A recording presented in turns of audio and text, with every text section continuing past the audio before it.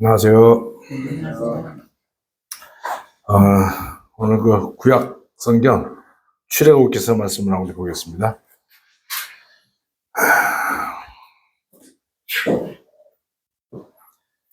출애굽기 15장 말씀 잘 하신 말씀. 출애굽기 15장입니다.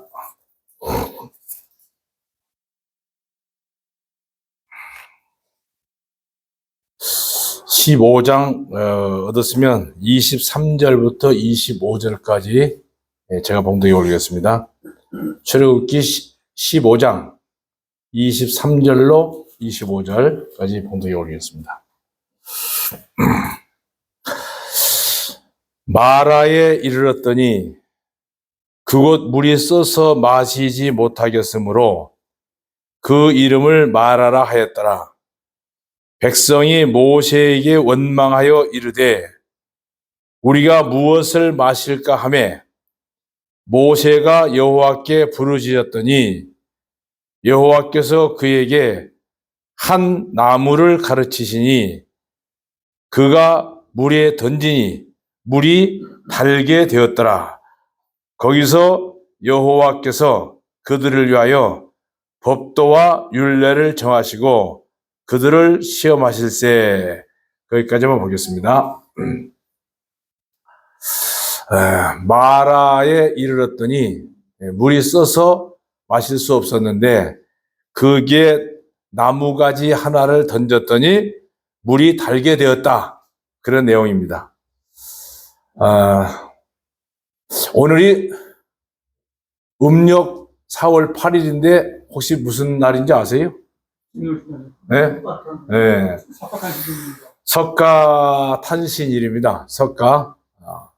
고시다 실타타라는 석가라는 분이 탄생한 날인데 석가가 이 땅에 오셔서 우리에게 남긴 말씀이 종교적인 아주 훌륭한 말씀을 남겼죠. 윤회설. 그러니까 죄를 지면 반드시 죄값은 치러야 된다. 또 공술의 공수거 이걸 우리에게 말씀을 남겼습니다. 죄를 지었으면 당연히 죄값을 치러야죠. 그게 불교의 윤회설의 원리입니다. 그러면 우리가 믿는 예수님은 뭐라고 그러냐? 죄는 너희가 지었고 죄값은 내가 져줄게. 내가 대신 지겠다는 얘기입니다. 제가 세상에 어떤 종교 지도자가 종교 창설자가 너희 죄를 내가 대신 해결하겠다는 분이 한 분도 안 계셨습니다. 예수님 외에는. 우리는 죄를 지었으면 그 죄의 대가를 내가 짊어질 테니까 너희는 나를 믿고 나를 따르라. 완전히 다르죠. 죄값을 네가 죄를 지었으면 반드시 죄값은 치러야 된다. 그게 사실 지옥이거든요. 그런데 죄는 네가 졌는데 죄값은 내가 대신 지겠다. 이 말씀이 오늘 출애굽기 14장에서부터 쭉 12장부터 사실은 12장부터 보면은 우리에게 어떤 말씀인가 우리에게 가르쳐주고 있는 교훈의 말씀을 한번 같이 생각해 보도록 하겠습니다. 우리가 잘 아는 대로 이제 출애굽기 12장에서 보면은 이제 6월절이 시작이 됩니다. 6월절 저녁에 10가지 재앙을 통해서 마지막 재앙을 통해서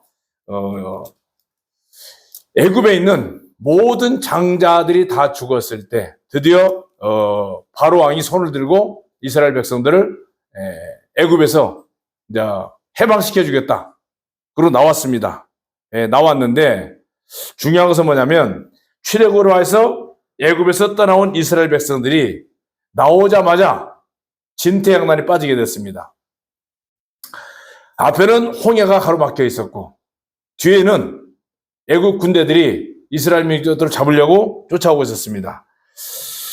홍해바다 뒤가 바로 이스라엘 군인들이 추격해 오고 있는 아주 위험한 굉장히 물러설 수도 없고 앞으로 갈 수도 없는 그야말로 진퇴양난의 위기에 빠져 있을 때 하나님께서 어떻게 역사를 하시는가 우리가 알 수가 있습니다. 그런데 이때 하나님께서 개입하셔가지고 불기둥을 뒤쪽에 쫓아오고 있는 애국 군대들을 막아주신 장면을 우리가 볼 수가 있습니다. 출애굽기를 한번 잠깐 볼게요. 출애굽기 보면은 몇 절을 보냐면 14장을 볼게요. 14장. 14장.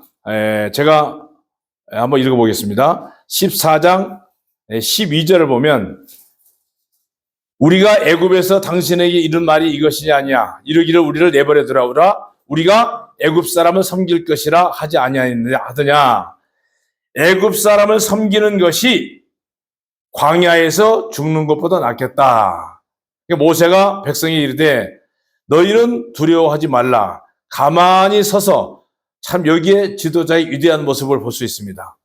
가만히 서서 여호와께서 오늘 너희를 위하여 행하시는 구원을 보라.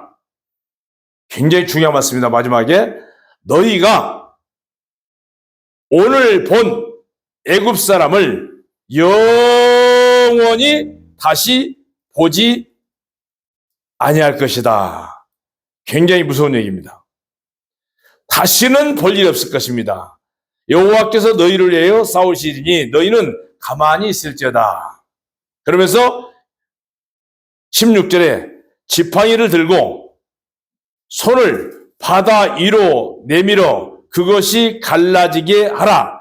이스라엘 자손이 바닷 가운데서 마른 땅으로 행하리라. 내가 애굽 사람들의 마음을 완악하게 할 것인즉 그들이 그 뒤를 따라 들어갈 것이라.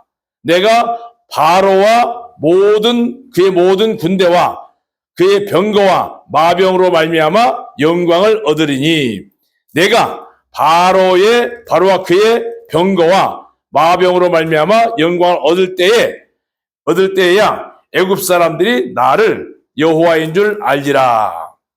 자, 이스라엘 진 앞에 하나님의 사자가 그들의 뒤로 옮겨가매 구름 기둥도 앞에서 그 뒤로 옮겨 애굽 진과 이스라엘 진 사이에 이르러 서니 저쪽에는 구름과 흑암이 있고 이쪽에는 밤이 밝음으로 밤새도록 저쪽에서 이쪽에 가까이지 못하더라. 모세가 바다 위로 손을 내밀매 여호와께서 큰 동풍이 밤새도록 바닷물을 물러가게 하시니 물이 갈라져 뭐가 됐어요? 바다가 마른 땅이 된지라. 자, 이스라엘 자손이 바다 가운데를 육지로 걸어가고 물은 그들의 좌우에 벽이 되었다. 자, 이거 굉장히 한번 이 장면 한번 생각해 보세요. 이거 그림 한번 보세요. 이거 보면 모세가 지팡이를 탁 드니까 바다가 갈라져서 양쪽에 이 바닷물이 벽이 되고 그 다음에 이스라엘 민족이 가고 있는 땅바닥은 완전히 마른 땅이 됐어요. 이게 너무 그냥 상상적인 무슨 이상한 얘기 같지만은 싫어합니다. 실제적으로 있었던 얘기고 하나님의 개입 장면이고 이게 아마 여러분 잘 아시는 10개라는 영화를 보면 너무 리얼하게 잘 나옵니다. 그 영화가 저는 이걸 출애굽기를 읽을 때마다 무슨 생각이 드냐면 이 모세가 쓰던 지팡이가 도대체 어디 있을까? 이 지팡이를 내가 들고 다니면 얼마나 좋을까? 네? 들고 다니면서 나무를 탁 치면 그 나무에 열매가 그냥 맺히고 먹을 것이면 두드러 떨어지고 돈이 필요하면 돈 나라고 뚝딱 하면 돈이 그냥 쑥쑥 떨어져서 얼마나 좋을까? 이런 기둥이 이 지팡이가 나는 하나 왜 안 줬을까? 오늘 아침에도 그 생각을 했어요. 이 지팡이 내가 하나 가졌으면 얼마나 좋을까? 근데 길거리에서 막대기를 들고 아무리 흉내를 내봐도 이런 기적은 안 나타나더라고요. 근데 이제 24절 한번 볼게요. 24절에 보면 새벽에 여호와께서 불과 구름 기둥 가운데서 애굽 군대를 보시고 애굽 군대를 뭐라고 그랬어요? 어지럽게 하시며. 자, 25절 봅니다. 25절 보면 그들의 병거 바퀴를 벗겨서 달려가기를 어렵게 하시니 애굽 사람들이 이르되 이스라엘 앞에서 우리가 도망가자. 여호와가 그들을 하여 싸워 애굽 사람을 친다. 야, 이게 굉장히 무서운 얘기입니다. 예, 애굽 군대가 이제 바다로 들어왔습니다. 뭐하러요? 이스라엘 민족들은 이 바다 가운데로 걸어가고 있으니까 잡아서 이걸 꺼볼게요. 이스라엘 민족들을 잡으려고 뒤쫓아오고 있는데 이 적군들이 이제 바다 가운데 들어왔습니다. 들어왔을 때 하나님의 역사를 합니다. 이제 어떻게 하십니까? 그 25절 보면 병거 바퀴를 벗겨버렸어요. 이제 여러분 한번 생각해보세요. 지금 그 말을 타고 가는 군인들이 마차가 바퀴가 다 벗겨져 버렸어요. 자, 여러분 자동차 운전을 잘 하고 하는데 타이어가 빵꾸가 나버렸어요. 처음 빵꾸 났어요. 갈 수 있어요, 없어요? 요즘 말로 하면 자동차로 생각하면 돼요. 그냥 이 차를 타고 이스라엘민도 잡으려고 막 뒤쫓아 가고 있는데 하나님이 바퀴를 전부 다 빵꾸 내버렸어요. 그리고 더 이상 따라가지 못하겠어요. 그리고 26절에 보면 여호와께서 모세에게 이르되 네 손을 바다 위로 내밀어 물이 애굽 사람들과 그들의 병거들과 마병들 위에 다시 흐르게 하라. 얼마나 기가 막힌 장면입니까 이게. 모세는 하나님이 시킨 대로 27절에 모세가 그 손을 들어 바다 위로 내밀매 새벽이 되어 바다의 힘이 다시 회복되어서 애굽 사람들이 물에 거슬러 도망하나 여호와께서 애굽 사람들을 도망 못 가게 어떻게 했습니까? 27절 마지막에 보면 바다 가운데 엎으시니 물이 다시 흘러 병거들과 기병들이 덮되 그들의 뒤를 따라 바다에 들어간 바로의 군대를 보세요. 다 덮으니 하나도 남기지 아니하였더라. 바로 14장 아까 읽었던 우리 12절에 모세가 한 말을 하나님이 책임지고 지금 실행하시는 거예요.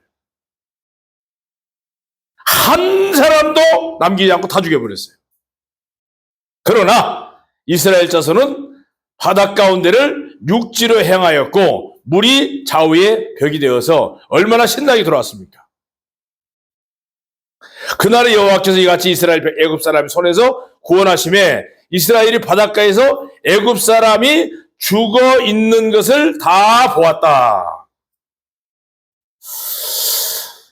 자, 이 장면을 보면요, 여러분이 상상을 한번 해보세요. 지금 이스라엘 민족들이 바다에 다 건너왔습니다. 바다를 다 건너와서 언덕 위에 서 있는데 지금 이 애굽 사람들은 누구예요? 바로 이스라엘 사람을 잡아 죽이려고 쫓아오던 군인들입니다. 완전 무장한 군인들이에요. 완전 무장한 군인들을 맨손인 이스라엘 백성들이 아무리 숫자가 많아 싸울 수 있겠습니까? 못 싸워요. 근데 하나님이 대신 싸워주니까 적군들이 모두 다 수장돼 버렸어요. 자, 여기서 이 수장된 이 애굽 사람들의 모습을 보고 있습니다, 지금. 이게 누굽니까? 이 애굽 사람들이 바로 우리의 옛사람이에요. 구원받기 전의 모습에 나란 말입니다. 나. 내가 지금 죽은 모습을 보는 거예요.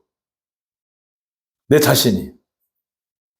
그리고 15장 1절을 보면 처음으로 이제 찬송이 나옵니다. 그때 모세와 이스라엘 자손이 이 노래로 여호와께 노래하리니 내가 여호와를 찬송하리니 그는 높고 영원하시며 말과 그 탄 자들을 바다에 던지셨다. 자, 이 찬송은 바로 저와 여러분들이 구원받았을 때, 또 침례받고 나왔을 때, 우리가 침례받으면 침례받고 나올 때 우리 성도들이 찬송 불러주죠? 무슨 찬송 불러줍니까? 여러분들이 침례를 받는 그 자체는 뭐냐면 지금 바로 이 장면이에요. 애굽 사람들이 완전히 바다에 수장된 모습입니다. 이 내 옛날 모습이에요. 나의 과거 모습이고 죄인 되었던 내가 완전히 수장돼서 나올 때, 이때는 구원받은 형제자매들이 나를 위해서 영접하는 시간입니다. 그리고 모든 사람 앞에 자기 자신이 구원받은 것을, 또 침례받은 것을, 죄인이었던 내 모습이 완전히 수장된 것을, 완전히 매장된 것을 많은 교인들 앞에 간증을 남긴 겁니다. 간증입니다. 삶의 간증이에요. 이것이 나의 뭐예요? 간증이에요. 바로 내가, 내 육신이 완전히 홍해바다에 수장돼 버린 애굽 사람들 모습처럼 나의 과거는 완전히 수장돼서 없어지고 이제 새로 거듭난 그리스도인으로서, 우리 함철 형제님 얼마나 기도할 때마다 감사합니까? 나를 구원해 주시고 거듭나게 해주시고 과거의 내 모습은 완전히 홍해바다에 수장시켜버리고, 이게 우리가 침례입니다. 침례로 우리가 간증을 하는 거예요. 나왔을 때 구원의 찬송이 입에서 저절로 나옵니다. 침례 자체가 구원이 아니고 그 모든 사람 앞에 올리는 나의 간증입니다. 들어지는 간증. 자, 여러분 이렇게 생각하시면 됩니다. 이 사람들이 살고 있던 애굽, 이집트는 바로 오늘날 뭡니까? 우리가 세상 가운데 살고 그 세상을 지배하고 있던 바로는 누굽니까? 바로 공중권세를 잡은 사탄의 권세입니다. 바로는 사탄의 모습이에요. 애굽에서 열심히 바로의 종이 되어서 종살이했던 이스라엘 민족들은 바로 구원받기 전에 우리는 뭐예요? 다 죄의 노예에 있습니다. 사탄의 노예에 있어요. 이런 우리를, 그러니까 애굽은 세상의 그림자고 바로 왕은 사탄의 모습이고, 이스라엘 민족들이 애굽에 있을 때는 뭐예요? 바로 죄의 노예가 되어 있던 생활입니다. 죄의 노예가 되어 있다가 홍해는 죄인들의 수장 장소, 바로 우리가 침례 장소입니다. 침례받은 모습이에요. 그리고 수장된 군인들이 바로 예수 그리스도와 함께 침례로 죽은 나예요, 나. 지금 애굽에 이 바다에 지금 빠져 죽은 사람들 있잖아요. 이 사람들, 다 이 사람들의 모습이 말을 의지하고 힘을 의지하고 자동차를 의지하고 마차를 의지했던, 세상 것을 의지했던 내 자신의 모습이에요. 이 모습이 완전히 수장됨으로 나왔을 때 바로 뭐가 됩니까? 옛사람은 죽고, 로마서 6장 3절에 옛사람은 죽고 새 사람으로 거듭난 그리스도인으로서 드디어 교회에서 영접을 해줍니다. 뭘로요? 형제와 자매로. 네, 아까 공릉교회죠? 공릉교회? 네, 김윤수 형님 계신데.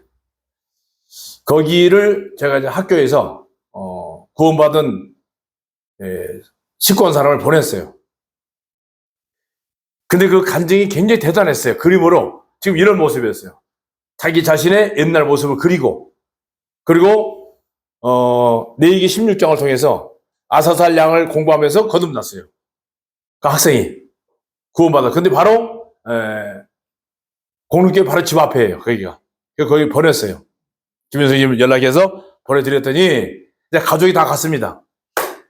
갔더니 하시는 말씀이 뭐라고 하냐? 가족들이 딸도 가고 사이도 가고 자녀들도 다 갔어요. 온 식구가 다 갔더니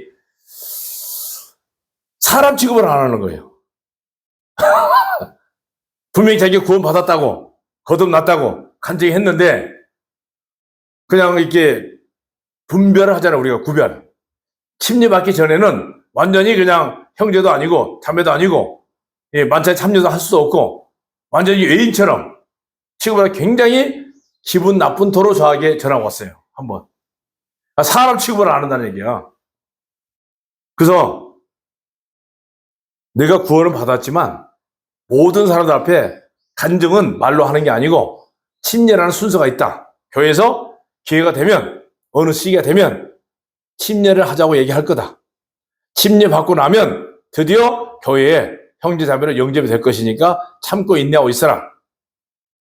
그때 매주 전화 와요. 그 만찬을 참여하고 싶은데 왜 우리를 안 전화할 거예요? 나는 거듭났는데.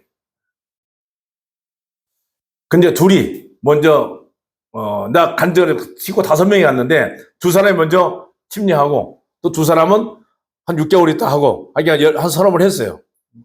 딱 침례하고 나니까 그 같이 갔던 그 딸이 하는 말이 뭐라고냐? 침례하고 나니까 사람 대우한다는 거예요. 그렇게 왜 차별을 하느냐 이거죠. 차별이 아니고 확실하고 분명한 구원의 간증이 있고 모든 그리스도 모든 교인 앞에 정말 이분이 정말 거듭났다라고 이구동성으로 간증이 되었을 때 드디어 침례를 하는 거지. 그러니까 그 애들은 아직 동생하고 안 했어요. 그걸 이제 그 이후에 했는데 이게 내 옛사람이요. 구원받은 내 옛사람이 완전히 장례를 치러버리고 그리고 수장돼서 없어져 버리고 완전히 없어져 버리고 새로 물에서 올라왔을 때 예수님도 침례했잖아요. 예수도 침례하고 올라오실 때 성령의 비둘기처럼 내려서 모든 사람 앞에 간증이 되었어요. 우리도 똑같습니다. 예수님도 침례를 했는데 우리가 왜 안 해야 됩니까? 해야 되지 당연히. 물론 저는 이 침례 가지고 장로교회 있을 때는 침례 자체가 뭐 율법이라고 계속 따지고 막 하다가 어느 날 제가 이 말씀을 순종하게 되었습니다. 예수님 안에서 죄 없는 의인으로 바다 이편에서 구원의 찬송을 부르면서 이제는 가나안 땅이 뭡니까? 천국이 아니고 평화의 길입니다. 평화. 네, 평화. 순례자의 길을 나서 그래서 그 즐겁던 세상에 구원받고 딱 나왔을 때 앞에는 평탄대로 천국길이 장미꽃 꽃길로 가야 되는데 막상 구원받고 들어오면 그 길부터는 뭡니까? 가나안 가는 길은 구원받고 난 이후의 길은 순전한 순례의 길이 아니고 바로 황랄한 광야입니다. 아무것도 없어요. 그 구원의 찬송도 잠깐이고 눈을 들어보니까 온 세상은 뭐예요? 물 한 방울 없고 풀 한 폭이 없고 사막이 없고 젖과 꿀이 흐르는 꿈 같은 가나안은 그냥 막연한 신기루에 불과했습니다. 바로 많은 그리스도인들이 그 이름과 같이 다르게 구원을 받았으면 천사가 되는 것처럼 생각하지만 아닙니다. 구원받고 나서도 역시 내 육신이 펄펄 살아있고 육식적인 메추라기를 찾고 애굽에서 먹었던 시원한 수박이나 과일이나 부추나 이런 것들 찾아 헤매는 게 민수기에 나옵니다. 이게 뭐예요? 좀 죄송합니다만 세상 말로 화끈한 충격적인 자극적인 이런 말씀을 사람들은 원하고 있어요. 근데 그런 건 복음은 그런 게 없습니다. 이집트에 황금 송아지를 만들고 싶었고 우상 숭배했고 막 홍해 바다가 뭐냐 도대체 바다를 건너왔는데 내 속에 나를 지배했던 천사는 안 보이고 내가 구원을 정말 받았을까? 라고 하면서 그렇게 헤매고 있는 이런 길이 이제 우리의 구원받고 나서 바로 있을 수 있는 의문. 교회로 와보면 교회 생활이 즐거워야 되는데, 교회로 오면 나보다 먼저 구원받은 형제자매들은 나 천사 같아야 되고, 나를 어머니처럼, 아버지처럼 영접해 줄 줄 알았는데, 교회 와보니까 막상 사람은 똑같은 사람이야. 도리어 도덕적으로 윤리적으로 나보다도 못한 형제 자매들을 발견하게 됩니다. 거기서 실망을 하게 돼요.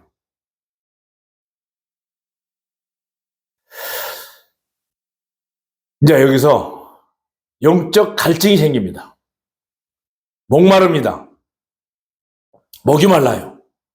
복음이 말라요. 말씀이 말라요. 그리고 뭐가 됩니까? 목마름, 죄의식, 구원 후에도 역시 내 마음속에는 죄가 남아있는 것 같아요. 구원의 찬송을 부르면서 마음의 평화를 누리는 한편 내 본성에는 여전히 죄의 쓴뿌리에 싹이 트고 있고 그래서 목이 마르고 시원한 생수의 복음을 듣기를 원합니다. 그런데 중요한 것은 이렇게 목마르고 3일개월 동안 막 그냥 물 한 모금 없이 풀 한 포기 없이 걷다가 갔는데 겨우 우물 하나 발견했는데 물을 딱 먹어보니까 그 물이 무슨 물이었어요? 그 발견한 물이 사막의 열기로 증발된 물은 소금이 되기 직전에 엄청난 쓴물이었어요. 이게 뭐예요? 구원받고 교회 안에 들어왔는데 내 속에서 나오는 것은 역시 쓰듯 쓴 물만 솟아오르고 평안이나 구원의 찬송은 온당한 데 없고 불만과 불평만 교회 안에 오게 되면 드러나게 되고 또 들어볼 수가 있고 나보다 먼저 앞선 형제 자매들의 교회 생활하는 걸 보면 평화는커녕 서로 물고 뜯고 싸우고 너는 잘났고 나는 몰랐고 요즘에 뭐 지방선거 하잖아요. 지방선거 6월 3일 날 그 선거하는 후보들 한번 보세요. 다 뭐라 그래요? 다 상대는 전부 죽일 놈이고 나만 살 놈이야. 나만 좋은 사람이야. 그죠? 아니 상대방 다 뭐 좋게 얘기하는 사람이 있을까 다? 어디든지? 서울시장부터 부산시장부터 모든 사람들 오면 그 사람들 나하고 토론할 때 들어봐봐야 뭐냐. 들어보면 전부 다 죽일 놈이고 도둑놈이고 나쁜 놈이고 나만 좋은 놈이야. 아 그래요 안 그래요?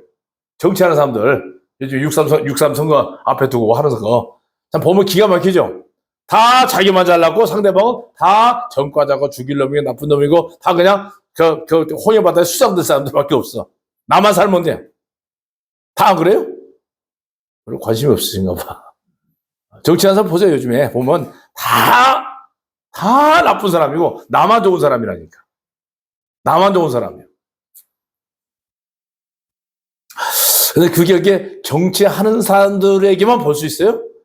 아니에요. 우리 모임 안에서도 구원받고 나면 나보다 먼저 구원받은 형제 자매들을 나는 천사처럼 꽃길만 걸을 줄 알았는데 막상 교회 안에 들어와 보면요. 아니에요 또 그게. 아닐 수도 있어요. 쓴물이 많아요. 도저히 써서 못 먹을 정도로 많아요. 불평의식. 이게 바로 뭐예요? 복음의 갈증에서 옵니다. 출애굽 이후에 첫 갈증입니다. 첫 불평입니다. 그리고 나 같은 죄인 살리신 그 은혜 놀라워하고 찬송으로 끝났는데 눈 떠보니까 바로 뭐예요? 마라의 쓴물이다. 눈에 보이는 형제자매들은 전부 다 마라의 쓴물처럼 보이고 내 본성은 더 써요. 쓰듯 쓴물이에요. 아주 쓴물이에요. 못 먹을 물밖에 없어요. 자, 이게 이제 우리들의 모습입니다. 자, 15장 19절 한번 볼게요. 19절 보면 바로의 말과 병거와 마병이 함께 바다에 들어가며 여호와께서 바닷물로 그들 위에 두드려 흐르게 하셨으나 이스라엘 자손은 바닷 가운데에서 마른 땅으로 지나간지라. 이 참 얼마나 기가 막힙니까. 이렇게 해서 그 홍해바다 건너왔는데도 불구하고 딱 와서 그 물 한 모금 못 먹고 3일 길을 걸어왔을 때 딱 첫 번째 물 한 번 주더니 그 물은 써서 못 먹는 물이 되었습니다. 자, 이제 이때 22절 볼게요. 15장 22절. 모세가 홍해에서 이스라엘을 인도하며 그들이 나와 수록강요하러 들어가서 거기서 사흘 길을 걸었으나 물을 얻지 못하고, 오늘 본문 말씀입니다. 마라에 이르렀더니 그곳 물이 써서 마시지 못하겠으므로. 여러분 좀 봐봐. 3일 동안 물 한 모금 못 먹었어요 지금. 3일 동안 물 한 모금 못 먹고 풀 한 폭이 없는 광야를 걸어서 겨우 물이라고 딱 발견했는데 먹어보니까 도저히 못 먹겠어요. 소금물이에요. 이때 이제 우리에게 필요한 게 뭡니까? 중보기도. 예수님은 지금도 우리를 위해서 중보기도 하고 계십니다. 여기서 잠깐만 저기 한번 볼게요. 요한 맨 성경 마지막 부분에 요한 1서 한번 보세요. 요한 1서 요한 1서 신약성경 요한 1서 2장 2장 제가 읽어드릴게요. 2장 1절, 2절, 2절만 읽겠습니다. 요한 1서 2장 나의 자녀들아 내가 이것을 너희에게 쓰면 너희로 죄를 범하지 않게 하려 함이라. 만일 누가 죄를 범하여도 아버지 앞에서 우리에게 대언자가 있으니 곧 의로우신 예수 그리스도시라. 그는 우리 죄를 위한 화목 제물이니 우리만 위한 뿐 아니요 온 세상의 죄를 위함이라. 자, 예수님이 나무에 달려 죽으신 것은 나만 위해서 죽는 게 아니고 세상의 모든 불신자들도 위해서 죽으셨는데 누구를 위해서요? 석가를 위해서도 죽으셨고 마호메트를 위해서 죽으셨고 세상에 살고 있는 모든 인간들을 위해서 죽으셨는데 단지 그들의 죄 때문에 죽었다는 사실을 모르기 때문이에요. 모를 뿐이에요. 그 모르기 때문에 교회의 존재가 뭐예요? 그들에게 이 놀라운 사실을 가르쳐 준 겁니다. 그러면 지금도 예수님은 우리에게 뭐라고 했어요? 중보 기도하고 계십니다. 자, 15장 다시 출애굽 기록하겠습니다. 15장 23절을 볼게요. 마라에 이르렀더니 그곳 물이 써서 마시지 못하겠으므로 그 이름을 마라 하였더라.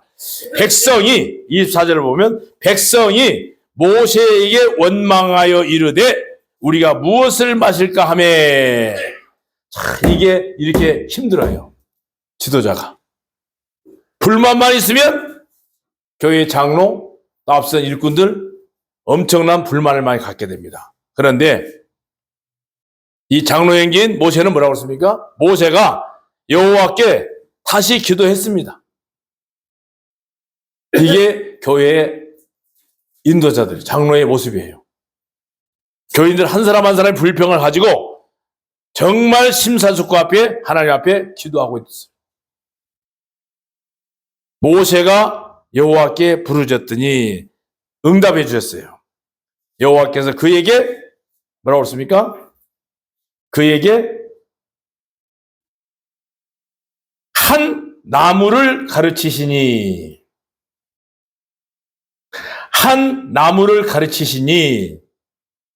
그가 물에 던졌다.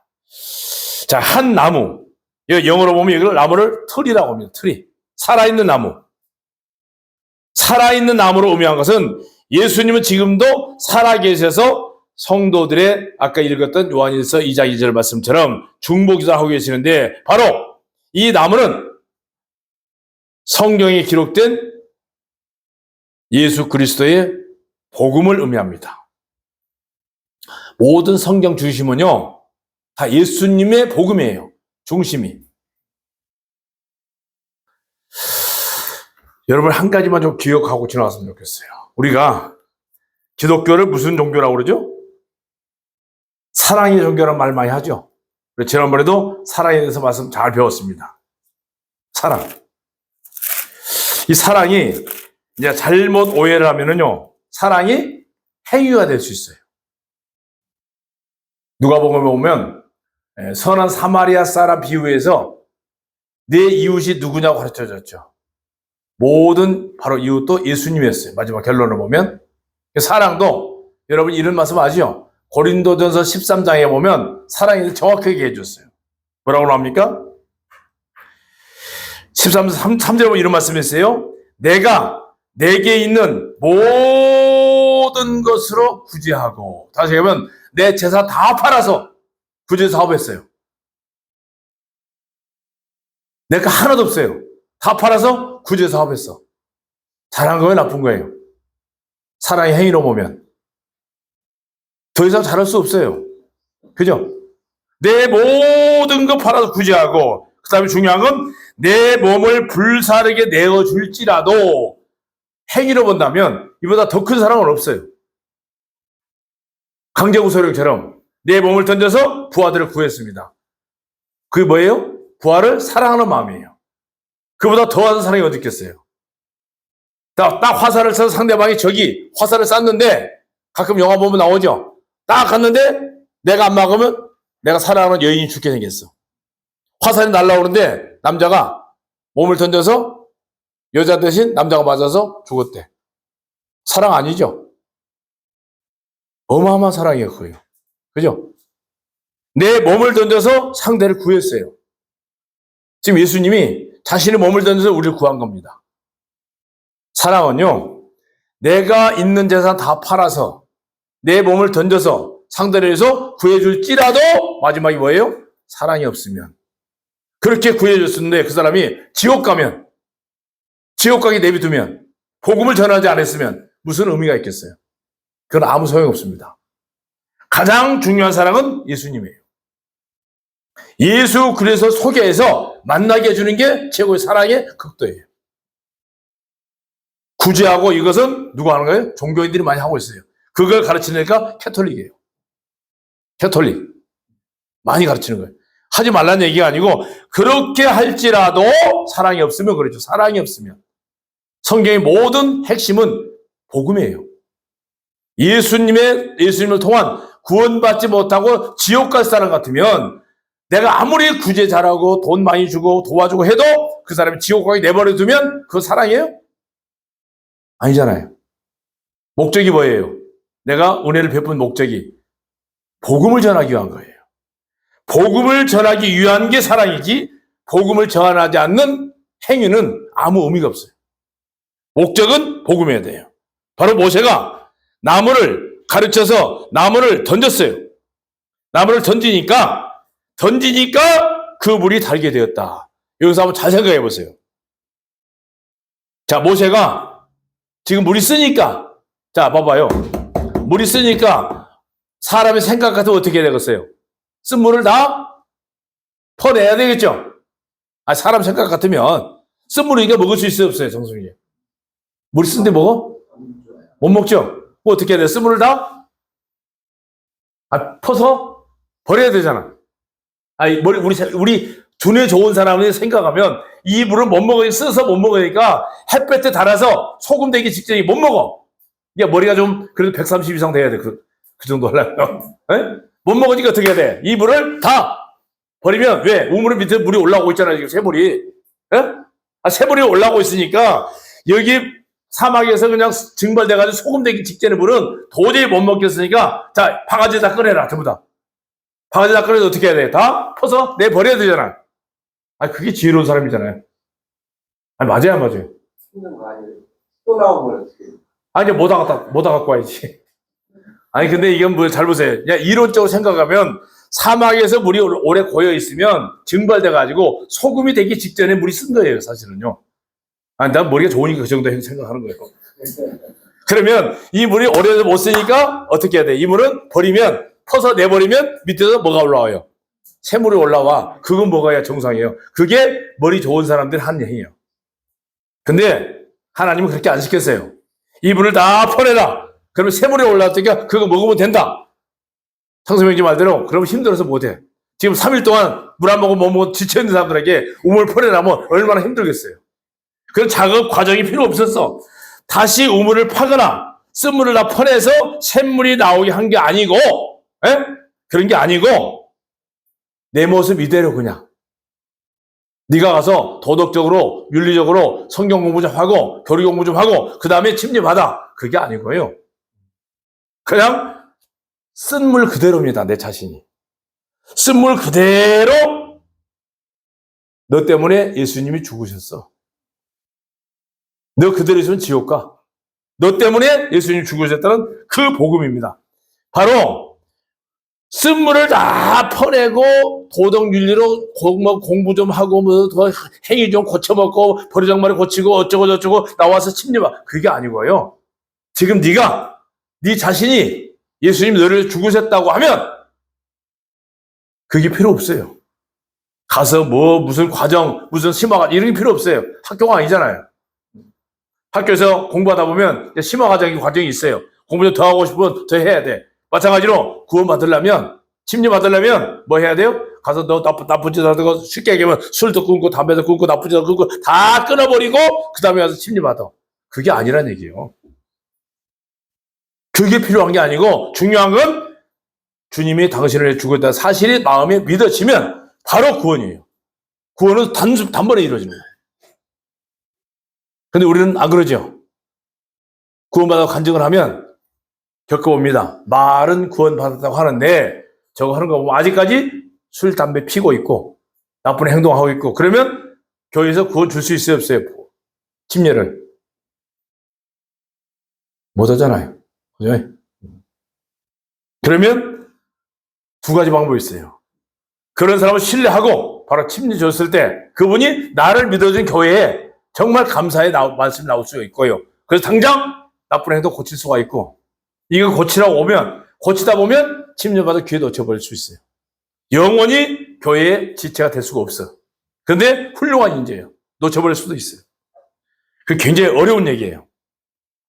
근데 중요한 것은 우물을 다시 파서 쓴물을 다 퍼내고 샘물이 나오게 한 것이 아니고 뭐예요?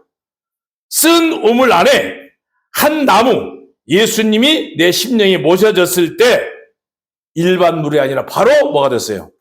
바로 단물이 됩니다. 우리의 본성, 내 속에서 나오는 게 전부 다 쓴물이에요. 우리가 무엇을 마실까? 무엇을 먹을까? 교회 안에 오면 불평, 불만밖에 없습니다. 이 형제는 말씀이 너무 없어. 이 말씀은 저 형제는 말하는 게 좀 그래. 저 형제는 복음이 아니고 그냥 율법만 전하고 있어. 이거 뭐예요? 내 쓴뿌리가 아직까지 그들을 판단하고 있어요. 자, 우리가 무엇을 마실까? 첫 번째 불평. 바로 우리 내면의 깊은 곳이 뭐예요? 그게 죄의 본성이에요. 죄의 본성. 그걸 가서 고치고 와라. 그러면 교회에서 침례해 줄게. 이건 굉장히 어려운 얘기입니다. 쓴 물을 다 퍼내고 새로 물을 올라오면 먹어라. 그게 아니에요. 모세의 중심기도는 백성을 위한 간절한 기도가 있을 때 아까 우리가 읽었던 요한일서 2장 2절에 바로 우리의 중보자가 되신 예수님. 하나님의 해결책. 그 해결책이 뭡니까? 바로 아무것도 아니에요. 딱 나무 한 그루. 나무 한 그루 지져가면서 그 나무에 가지 하나를 꺾어서 던져라. 나무에 던졌더니 그냥 던졌더니 뭐가 됐어요? 나무에 던졌더니 물이 달게 되었어요. 그가 그 나무를 던짐에 그 물이 달게 되었다. 복음은 단순합니다. 아주 단순해요. 그 나무가 바로 뭐예요? 틀이 살아있는 예수 그리스도의 복음이고 생명의 복음입니다. 복음은 답니다. 달고 오묘한 그 말씀 무슨 말씀이에요? 생명의 말씀이 그 말씀이 달고 오묘해야 되는데 계속해서 우리를 정죄하고 잘못된 행위를 물론 스스로 고치는 게 아니고 보혜사 성령이 내 안에 계시면 스스로 당연히 고쳐집니다. 그러나 내 머리로 가지고 고치려고 하면 그건 굉장히 어려워요. 그게 종교입니다. 예수님은 굉장히 감미로운 복음의 원조입니다. 복음 자체예요. 한 나무, 바로 예수님입니다. 굉장히 달디단 복음의 우물. 내 속에 쓴물이 괴로칠 때마다 쓴물이 뭡니까? 바로 나를 괴롭히고 있는 율법이고 종교 행위고 모든 걸 가르치고 있는 이 쓴물이 내 안에 계속해서 나올 때가 있어요. 그러나 하나님은 지난번에 우리 윤영님 말씀하셨지만요. 아사살양. 내기심 중에 나오죠. 아사살양. 자, 아사살양은 광야에 버려지면요. 다시는 보이지 않습니다. 이 아사살양이 바로 예수 그리스도의 실체입니다.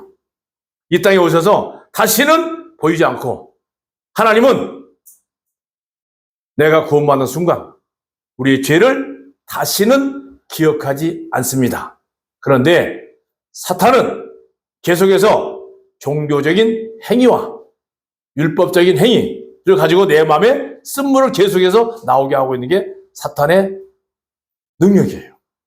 그러나 복음은 쓴물이 아닌 쓰디쓴 내 안에, 잘못되어 있는 내 안에, 종교적인 아주 보잘것없는 내 안에 나를 위해서 대신 죽어주신, 존귀하신, 거룩하신 하나님이, 창조주신 하나님이 사람의 모습으로 오셔서 내 허물과 죄를 다 씻어버리고 덮어버렸다는, 다시는 우리의 죄의 모습을 보지도 않고 기억지도 않는다는 이 놀라운 사실 기억하시기 바랍니다. 고맙습니다.